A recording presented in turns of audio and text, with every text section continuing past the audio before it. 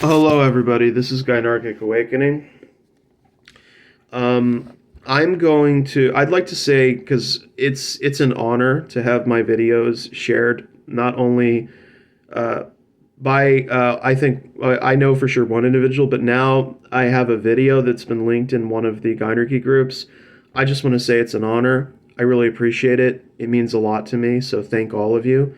Thank you for what you agree with and what you value and what it made you think about. Thank you for the criticisms. I do appreciate that a lot. And I wanted to respond to one particular comment. I do plan to talk about the others, but I just wanted to kind of go to this first because um, I think this person has a lot of good points to make, and I appreciate what they have to say. And I want to demonstrate that appreciation by actually making a video responding to some of the comments that she directed towards me specifically in the video. So she said that she was sad that the movement of Gynarchy seems to be guided by men. Do you know who's also sad about that, ma'am? I am. Now, I don't know if you watched my previous video, but there is an individual who has over 20 something thousand followers or something like that.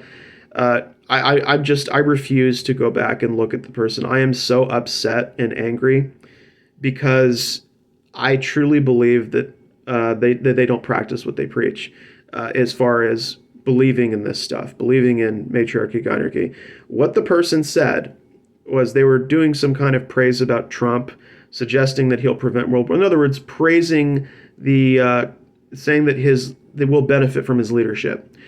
If you're gonna make a video talking about why we need matriarchy and then criticizing that, and then you do that, and then you follow up later on X or whatever with, oh yeah, I think this adjudicated rapist who did all this stuff, I think he's great. I'm just saying, look, put aside Trump supporters, put aside all this stuff. If you demonstrate that you have two incongruent positions, it means either you believe in one or you believe in the other. I think that they don't care. I don't think they even have a real position. I think they just fill a role for the men here. And see, this is part of the problem, right? Is not only like Gynarchy has an accountability issue. Like the Gynarchy community has an accountability issue, and I'm going to talk about that a little bit more. But see, here's the problem, right? As a man, I don't have a lawyer. I don't have an attorney. It's the reason why I continue not to use the person's name in the video, because if they have those resources, they could hurt me and my family. And I don't have the ability, unfortunately, to say the things I want to say and to make the kinds of videos I want to make. Because if I do, it'll be a problem. And also, how do you think that they're going to frame the video? How will it look if a man points it out instead of a woman? You know, one thing I haven't seen enough is I haven't seen the women of the Gynarchy community actually point out and say, hey, this is not fucking cool. Stop. I haven't. One thing that would actually make me burst into tears with happiness would be if some of the women in the Gynarchy community found these people's videos, took a look at what they said on Twitter and said, you know what? You don't get to speak for me. You're not one of us. You're a liar. You're a scam artist. And I think that level of accountability matters. And I don't see that happening. I don't see people calling them out. I don't see it happening. I might be one of the only individuals that even notice this shit or think that it's fucking like fishy as hell. People aren't saying anything about it. And I'm not saying that it's something that they're intentionally doing. Like they're not. Everybody wants to believe the best about other people. But if there are people in the community who are exploiting other hopeful people, like I was hopeful. I went to the person's video and I genuinely thought they believed in it. And then I read comments like this and it just basically broke me down psychologically. Like I'm still dealing, like my sleep is fucked up. I'm having a hard time eating. It's really, really made me mad. It's pissed me off. And so I'm also sad about it, but I'm also angry as hell about it because I want there to be more people to do it. But at the same time, if you don't have any kind of accountability in the community, in other words, you don't have people calling this stuff out and saying, this person's full of shit, don't listen to them, that's a problem, right? It's not, the problem with the Gynarchy community isn't that there aren't women leading, it's that there are scam artists who are women that are pretending to lead. That's the problem. That's the problem in this community. And these individuals are on X, they're on other social media. This one I'm talking about is on YouTube, and during around the election time just tore the mask right off, and I was stunned. I was stunned by it. I was like, what? Who? And that's the thing. Who are you? I'm not talking to the guy who was like this individual. Like, who are you? Who are you really? Who's the real person? Who are these individuals? And so this is why I have trust issues. And part of what motivates me to make these videos is I have all these topics and ideas, and I kid you not, I write them down, and I have this. It's almost like uncontrollably pathological or something. I feel like I have to make a video. I have to talk about these things. And it's not that I'm trying to arrest control from anybody. That was never the intention. I'm just trying to contribute to my community in whatever ways that I can. And I like talking about it. I'm not afraid of somebody killing or torturing me. I don't give a shit about that stuff. I don't even care if it's during a totalitarian regime. It doesn't mean anything to me. They won't stop me from doing this.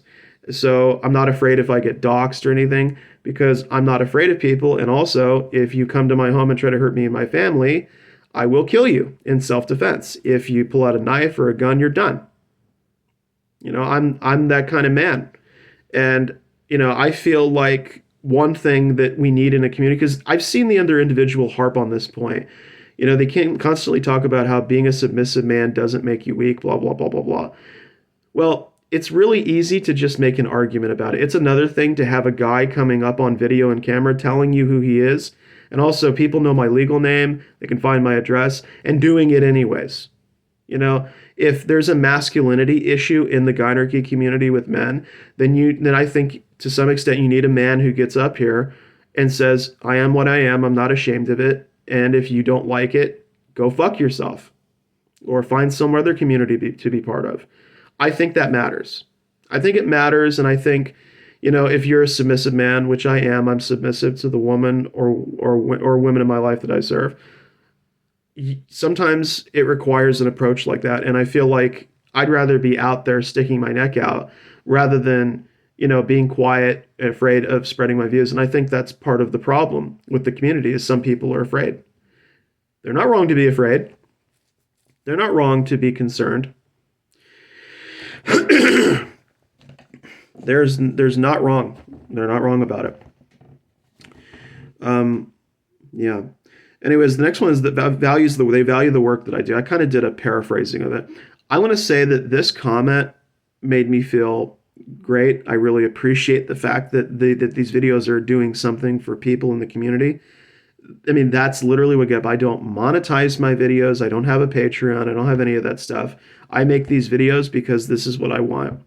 I want to influence thought and discussion in the community, and I want to stand as one of the people who can get up here and do this and show that, yeah, we can actually just have a presence, and that, we're not going to be bullied or intimidated. And that's actually what I wanted to get to with aggression.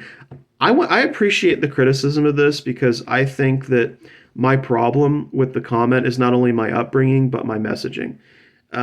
I believe that everyone feels that they're the hero of their own story. And because of that, when I was talking about the pamphlet video, that's literally how I was thinking. I was just thinking almost strictly in those terms psychologically, but I didn't think about how that was going to be viewed by other people. I also didn't realize, I wasn't at the time understanding enough that, women being told to just be nice is a bad idea. And I think that I agree with you as far as, at least, I see, the thing is, when I'm talking about the pamphlet, I'm just talking about your introduction. In my opinion, you don't have to stay nice. You don't have to always be 100% nice and perfect. But I also want to say this too. I think that when it comes to aggression in the feminist community, one thing I feel that there was too much of was there's too much of talking. There was too much talking. There was too much of this stuff where you had these mobs, these raving mobs, roaming internet mobs who would come to people's videos, unleash torrents of hatred. And one thing that I think that's actually been detrimental to the community is a lack of actual directed aggression. And I don't mean in terms of like getting people demonetized or whatever. I mean like actual aggression, where if somebody threatens you with rape, and I'm not joking here, you find out where the person lives and you confront them about it face to face. And you say, I don't like the way you talked about it. And here's what I would do. And I know it sounds scary, but this is what I think feminists should have done. Because the thing is, when you're talking about being nice or not nice, I mean, if we're just talking about this like in terms of like arguments and discussions, um, I think that on that point you were definitely correct, and I deserve the criticism for how I came across. But if you're talking about like sending a message to people, like physical acts of aggression, I think that there needs to be more direct stuff. So if somebody's making a rape threat or whatever, or doing something that fucked up, I think just finding the person and having a gun in your hand makes a pretty fair point. You don't have to kill anybody. It's the message, right? So if somebody threatened my mother with rape and I had the ability to just walk up in front of him and say, I heard what you said online. Do you have anything to say now to my face, now that I'm right in front of you? And you film the video. You do live streaming, you film it, and you watch what they have to say. And I guarantee you 9 times out of 10, these people are going to crumble.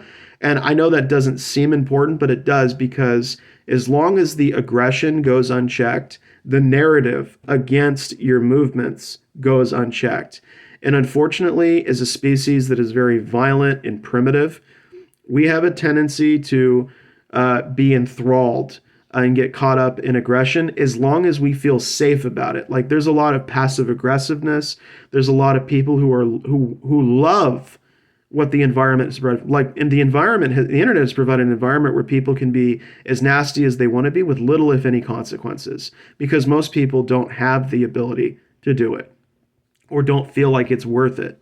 And so I think that when it comes to being nice, I mean, if we're talking about language and stuff, that's different from actions, because pulling fire alarms and doing this other stuff, it didn't work.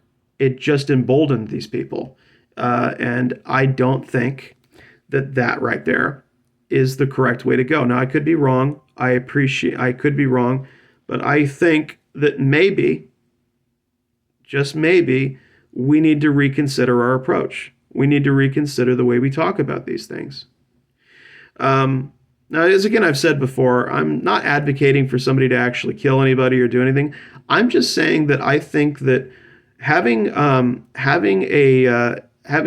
being aggressive, I think it depends on the context, and I think it depends on like what the ongoing narrative is that's going on in a community. Because if they make you look weak, if they see weakness, they exploit it. And I know that's a product of my upbringing. I know that's a flaw of my upbringing. I don't deny that. I don't deny the fact that I probably have problems in certain issues and conditions. I definitely have those because I was raised by Republicans and I was raised by a religious family. So I unfortunately see the world differently. And that also has to do with the corporate influence that you mentioned. You mentioned something about a corporate influence in messaging and marketing. And that's because I have family members who spent most of their time constantly harping on my physical appearance, harping about me to do this, to do that, everything related to presentation. And so they never left me alone about it. And I think part of that got absorbed into me, where it's like now whenever I think about how to market an idea or I think about how to do this or that, like I'm constantly stuck on thinking of it in those terms. It's not that I am trying to be a business person. It's just that it's a product of how I was treated. I was treated like a product to be molded. In some cases, I was actually dehumanized. I was experimented on as a child. They treated me like a problem to be solved or a disease to be cured. They did not care one bit who I was or what I wanted, only what they wanted me to be. So that does factor into the man that I became and to who I am today, for good or for bad. But thank you for the criticism regarding the feminism. It's going to give me a lot to think about. I think it's a really good one, and I liked it a lot. Academic versus religious influence. See, I didn't think, I mean, this is a really good point because I didn't think along those terms. I was thinking more in terms of elitism, like snobbiness versus the everyday person. And here's an example I'm talking about. So I was attending a statistics class for my college. This was several years ago.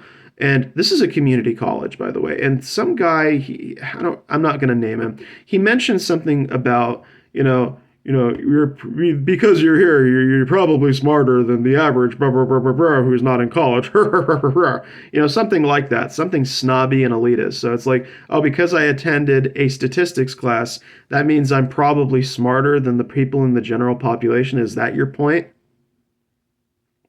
Is that what you're saying? So there's this strain of elitism and this is not even an Ivy League school. This isn't even one of the big schools. These are people who make these comments, these weird snobby comments. I don't know if it's just to bolster their own ego. I don't know if it's just to make themselves feel better about the way their lives turned out. I don't know exactly what the point of this is. I'm not a psychology major. I'm a math major. But when I hear this weird shit, it's like, okay, well, how can you relate to somebody if you think that they're dumber than you? Because if you're implying that they're dumber than you, then you're suggesting that they can't understand you or understand you in the way that you understand yourself. So if there's no understanding, how can you have good communication? And if you can't have good communication, then what could be the fallout from that? Yeah. So I wasn't thinking about it in those terms because I was thinking like that. But this is a good point, because if you're religious or hyper religious, it could affect your desire to participate in an academic environment. It could affect how you think and feel. So there is that. There is definitely that. I'll be responding to to some of the other comments when I get a chance. This is supposed to be a rest day, so much for that. But yeah, so I don't know. I hope that I answered these to your satisfaction. If I didn't, I apologize. But this has definitely been an interesting morning, to say the least. And I certainly hope that going forward we can have a lot of fun. And a lot of productive discussions. Thank everybody. Thank everyone once again. I hope you have a great day.